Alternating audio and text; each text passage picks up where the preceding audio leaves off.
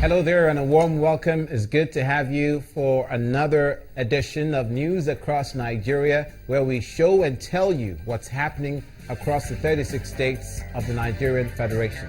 I'm Olumide Macaulay. On today's edition,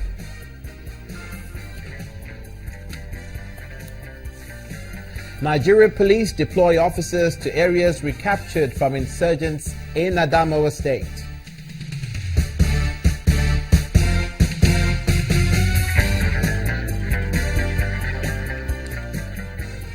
Ondo State Governor commissions another mega primary school, boosting primary education.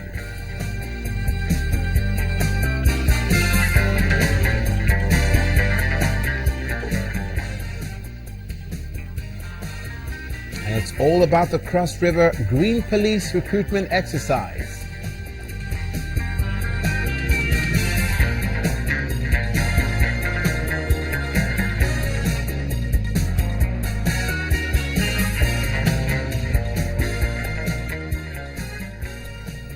We begin in the northeastern part of the country. The Nigeria Police Force is set to deploy policemen to areas in Adamawa State which have been recaptured from insurgents. According to the newly posted Assistant Inspector General of Police, Zone 3, Mr. Lawal Tanko, who addressed members of the State Command in Yola, the state capital, the deployment was decided on after the assessment of damage done to police infrastructure in those areas.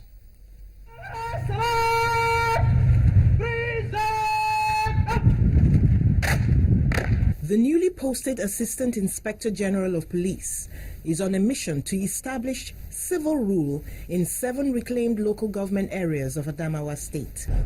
Police are going to take over those areas to establish civil authority. And if you are part of those to be moved to those areas, you should do whatever in your responsibility, whatever you have, or whatever you know as far as the police duties are concerned, to project the image of the force.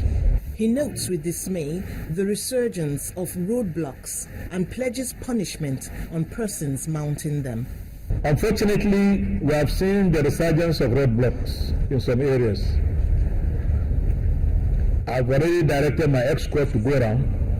Anybody caught mounting a roadblock will be arrested and we will dismiss him.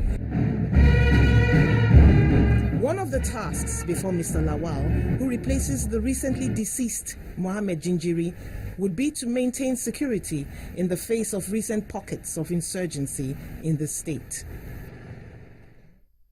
To the northwest, where for a second day in Kaduna, proceedings at the Judicial Commission of Inquiry investigating the December 12, 2015 violent clash between the Shiite group and the army due to the inability of the Council of the Islamic Movement in Nigeria to get access to the leader of the movement, Sheikh Ibrahim El-Zakzaky, could not hold.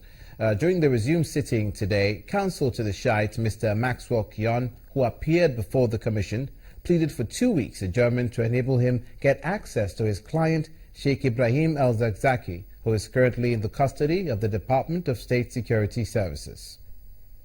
The absence of Sheikh Ibrahim El-Zakzaky, leader of the Islamic movement in Nigeria, again stalled the proceedings at the second-day sitting of the Judicial Commission of Inquiry, investigating the December 12, 2015 violent clash between the army and the group. At the sitting, the counsel to the Shiite, Maxwell Kyon, pleaded for an adjournment of 2 weeks to allow him get access to his client. Last time that this commission adjourned, we have made further efforts to meet with our clients, but up to yesterday, these efforts have not yielded any positive results. However, sir,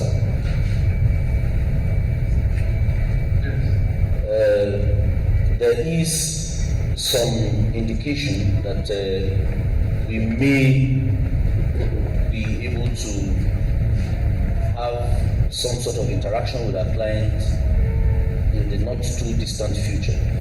Counsel to the Nigerian Army, Abba Audu, did not oppose to the appeal. However, lawyer to the commission and a senior advocate of Nigeria, Yunus Ustaz, objected to the prayer, stating that the 2 weeks requested is too long. In his ruling, the chairman of the commission, Justice Mohammed Garba, refused to grant the request of counsel to the Shiites, giving 5 days only. So the first thing to do is to grant you to enable you to have access and interact with your clients. I'm most grateful. In order to take instructions from him. And because we give the indication that it is likely that we have access and see the clients before the end of the week or by the end of this week. The commission has adjourned sitting to Monday, February 29, 2016. In Kaduna State, Governor Nasir El-Rufai has again asked the federal government to diversify the economy of the country because of the dwindling revenue from crude oil and the drastic fall of the naira. Governor El-Rufai notes that the days of preparing budgetary protection around oil is no longer attainable and that the states need to tap into other natural resources that abound in the country. In the oil market have more or less forced us to have to rethink our whole development strategy, because to plan around oil prices is no longer tenable. We must learn to be innovative, to use our intellect, to use the entrepreneurial capacity of our people and our hard work to survive these difficult times. This is the most serious economic crisis Nigeria has ever faced since 1914. And to get out of it, we must forget about oil and go back to our strength, which is the capacity of our people to be innovative, to work hard, whether it is in agriculture or mining, or to be creative, whether it is in software, entertainment, or music. These are the areas Nigeria needs to concentrate on for the next few years.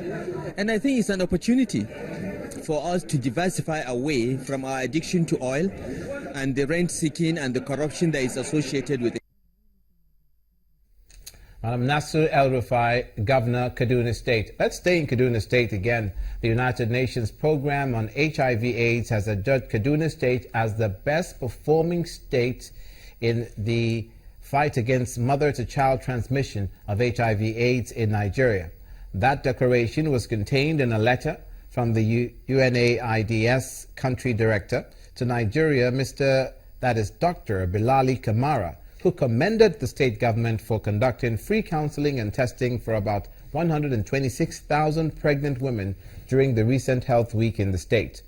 The agency also donated the sum of $15,000 to the state government. This is the second time Kaduna State is rated as the best performing state in the fight against HIV/AIDS, having come first in the first round of the health week in 2015.